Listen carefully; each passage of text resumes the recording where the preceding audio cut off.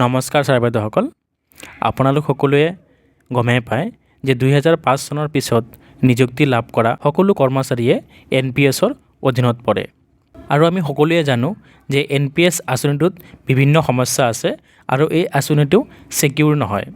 সেইবাবে সকলো কৰ্মচাৰীৰ এটা দীৰ্ঘদিনীয়া দাবী আছিল যে NPS বাতিল কৰি আমাৰ OPS অৰ্থাৎ পুৰণি পেঞ্চন নীতি লাগু কৰিব লাগে।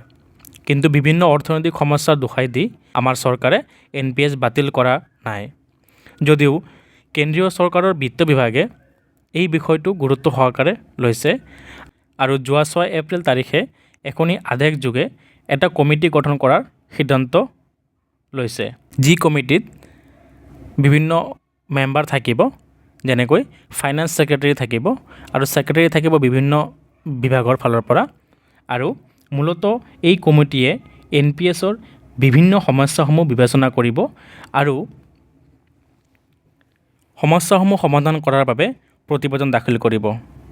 আৰু আমি সকলো কৰ্মচাৰীসকলে আশাবাদী যে হয়তো এই কমিটিখনে NPSৰ বিভিন্ন সমস্যাসমূহ দূৰ কৰিব আৰু আমাৰ বাবে এটা ছিকিউৰ পেঞ্চনৰ ব্যৱস্থা কৰিব। বন্ধু বান্ধৱীসকল, আজি ভিডিঅ'টো ইমানখিনি আছিলে। যদি ভিডিঅ'টো ভাল লাগে লাইক, শ্বেয়াৰ আৰু ছাবস্ক্ৰাইব কৰি দিব। আৰু যদি এই PDFখন আপুনি বিচাৰে তেন্তে কমেণ্ট বক্সত কমেণ্ট কৰিব, মই ইয়াত দিবলৈ যত্ন কৰিম। ধন্যবাদ।